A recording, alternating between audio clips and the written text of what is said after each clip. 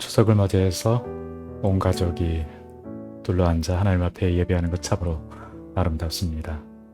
그러나 우리는 작년과 또한 올해 어떻게 보면 전대미문의 명절을 맞이하고 있습니다. 한 번도 경험해 보지 못했던 이 팬데믹 상황에서 이런 추수감사절을 맞이하고 있는데요. 성경에서 전염병은 주로 백성들의 죄와 깊은 관련이 있습니다. 여러 상황들이 나타나고 있는데 특별히 오늘 본문도 마찬가지입니다. 오늘 본문을 이렇게 나누게 된 이유는 명절이라고 하는 추수감사절이라고 하는 그 명절과 그리고 전염병이라고 하는 이 팬데믹이 함께 있는 상황이 바로 오늘 본문이기 때문에 우리의 상황과 너무 맞아떨어져서 이 본문을 선택하게 되었습니다. 오늘 본문의 배경은 밀을 추수하는 77절입니다. 오늘 본문 20절을 보게 되면 밀을 추수한 때 이렇게 기록이 되어 있는데요. 그래서 어떻게 보면 우리의 그 추석 명절과 비슷한 그런 느낌을 가질 수 있다 볼 수 있죠. 근데 이 일이 있기 전에 9개월 전에 어떤 일이 있었는가? 바로 다윗이 신복이었던 요압을 시켜서 인구조사를 시키게 됩니다. 그러면 9개월 전, 77절로부터 9개월 전이면 언젠가? 바로 장막절입니다. 수장절이라고도 하죠. 가을에 있는 추수감사절이 바로 이 수장절입니다. 모든 여러 과일들을 추수하고 저장하는 시기가 바로 그런 감사절이라 볼 수가 있습니다. 자, 근데 결국 추수절기에 시작해서 추수절기에 끝나는 그런 내용이 오늘 본문의 내용입니다. 자, 그러면 오늘 본문 1절에 보게 되면 다윗이 사탄의 충동질에 의해서 어떻게 보면 욕이라고 볼 수가 있겠죠. 넘어가서 그런 하나님 금지하고 있는 인구조사를 하게 되었는데 그러면 이 시점은 어떤 시점이었는가? 앞장을 보게 되면 20장을 보게 되면 거기 나오는데 흥미로운 사실은 왕들이 전쟁할 때 정확한 워딩을 한번 보도록 하겠습니다. 네, 해가 바뀌고 20장 1절 보게 되면 해가 바뀌어 왕들이 출전할 때가 되매 해가 바뀌어 왕들이 출전할 때가 되매 이게 무슨 말씀일까요? 바로 이때가 추수절기입니다. 몇 차례 말씀드린 기억이 나지만 언제 전쟁을 한가? 추수가 끝나고 전쟁을 하게 됩니다. 그러니까 추수기가 되면 굉장히 위험한 때가 되는 거죠. 그래서 기드온이 밀추수를 할 때 바로 미디안 족속이 쳐들어왔던 그것들을 우리가 볼 수 있죠. 당시에 추수를 하게 되면 전쟁을 해서 빼앗아올 게 있기 때문에 바로 이런 추수기가 위험했던 겁니다. 근데 20장에서 기록한 내용들을 보게 되면 어떤 일이냐면 다윗이 동쪽에 있는 현재 요르단이죠. 그쪽에 있는 세력들과 서쪽에 있는 블레셋 세력을 전부 군사적으로 정복하고 굉장한 안정기를 누리던 시기입니다. 보통 이때가 가장 우리 인생이 위험한 때인 거죠.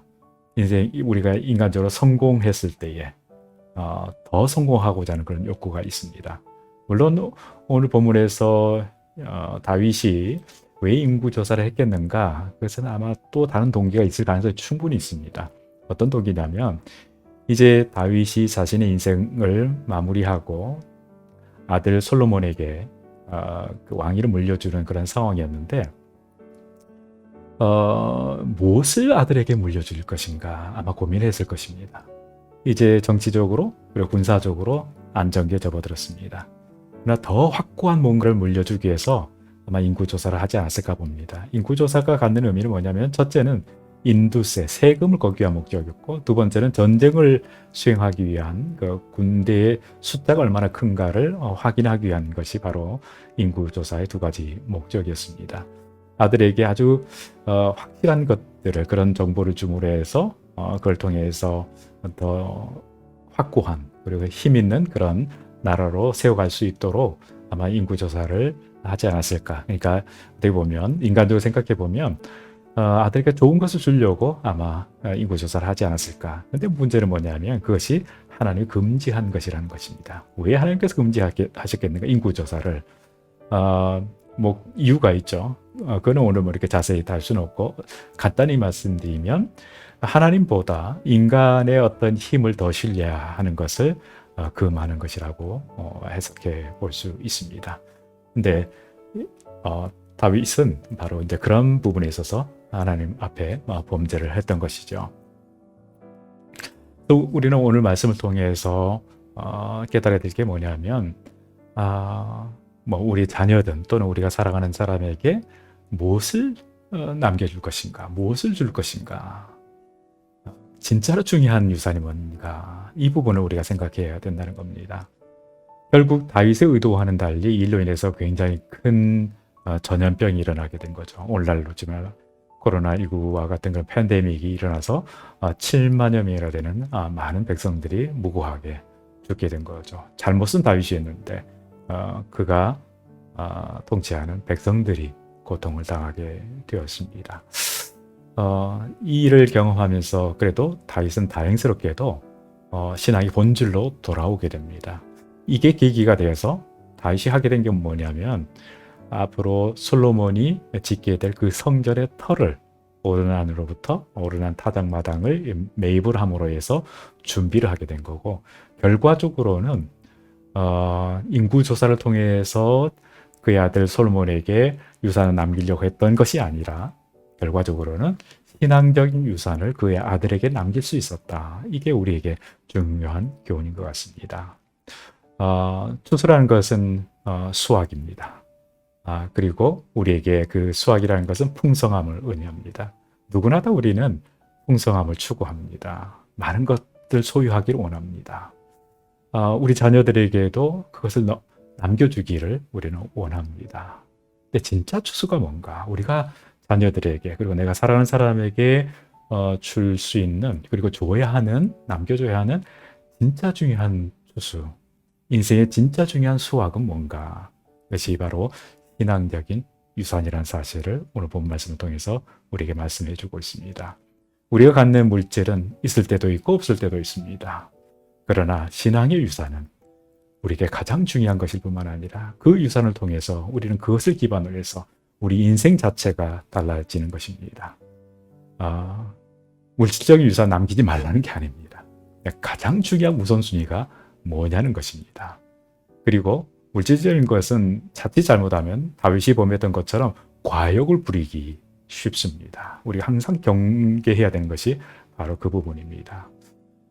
풍성한 계절을 우리가 꿈꾸며 기대하며 맞이하는 이 추수절기, 어떻게 보면 요즘은 우리가 농사를 거의 짓지 않기 때문에 우리의 실제 생활과는 무관하지만 이 절기를 맞이해서 우리가 생각할 것이 무엇인가, 신앙적인 교훈은 무엇인가, 우리 자녀들에게 또는 사랑하는 사람에게 가장 중요한 그 본질적인 것을 우리가 유산으로 남겨야 된다는 겁니다. 그것이 바로 신앙적 유산이라는 사실.